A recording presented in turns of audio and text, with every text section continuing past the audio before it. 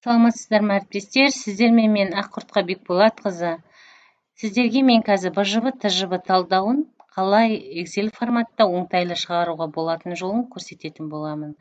Ол үшін күнделіктегі мектеп бөліміндегі журналға барамыз. Журналдың ішінен өзіміз сабақ беретін сыныпты таңдай отырып, мен сіздерге мысалға қазақ тілін көрсететін боламын.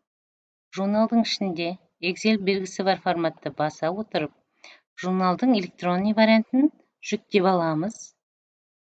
Жүктелген Excel форматтағы журналдың ішіндегі формативті бағаларды жоғарыдан белгілей отырып, удалить батырмасын басу арқылы өшіреміз. Бізге керегі тек БЖБ, ТЖБ талдауы болғандықтан, БЖБ талдауын қалдырамыз. БЖБ-дан кейін бос ұяшық керек. Жоғарыдан белгілей отырып, вставить батырмасын басу арқылы бос ұяшықтар дайындап аламыз. Бізге екінші тоқсанның бағасы керек жоқ, оны удалить батырмасын басу арқылы өшіреміз. Ендігі біздің алдымызда БЖБ талдауы мен ТЖБ талдауының кестесі тұр. Максималды балдың тұсына барып, процент белгісін қоямыз.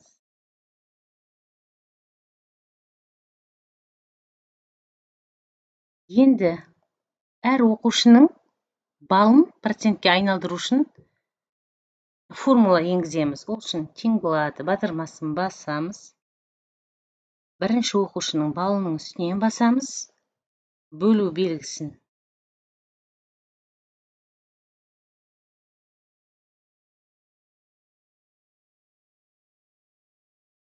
Енді әр оқушының балын процентке айналдыру үшін оқушының тұсына барып, тең болады, батырмасын басамыз. Тұрған оқушының балының үстінен басамыз. Және бөлу белгісін салып, максималды 8 балын жазып, процентті қойып, Enter батырмасын басамыз. Сол кезде оқушының балы процентке айналады. Қалған оқушылардықын жазып керегі жоқ. Осы жерде мышцың көмегімен төмен тарта отырып, қалған оқушының балын процентке айналдырамыз. Енді оқушылардың процентін дөңгелектеу үшін общийдан числовойға өтіп, дөңгелектейміз.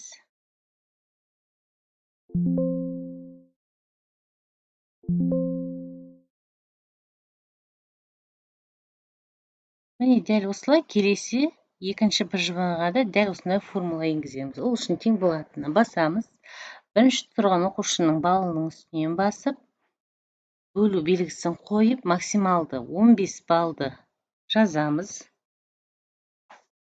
Процентін қойып, Enter бастырмасын басамыз. Автоматты түрде бірінші оқушының балы процентке айналды. Енді төменге қарай мышцың көмегімен тарта қоямыз. Қалған оқушылардың пайызын дөңгелектеу үшін общийдан числовойға өтіп, процентін дөңгелектейміз.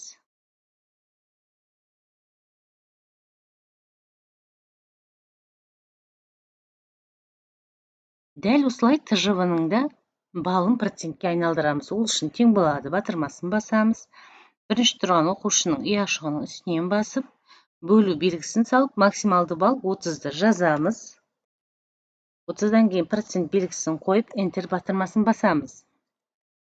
Дәл осылай бірінші тұрған оқушының ТЖБ балын процентке айналдырдық. Енді төмен қарай мышцың көмегімен тарта қоямыз. Сол кезде қалған оқушылардың пайызы шықты. Пайызы дөңгелектеу үшін общийдан числовойға өтіп, процентке дөңгелектейміз.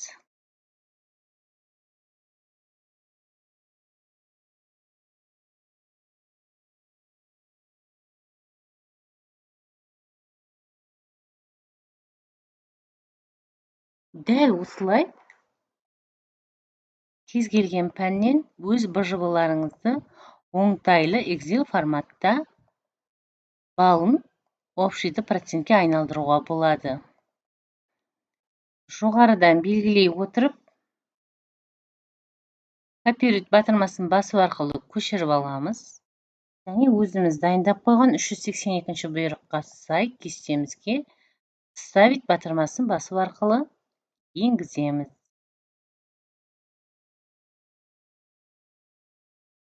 Дәл осылай әр сыныбыңыздың әр пәнінің БЖБ мен ТЖБ талдауын оңтайлы шығаруға болады.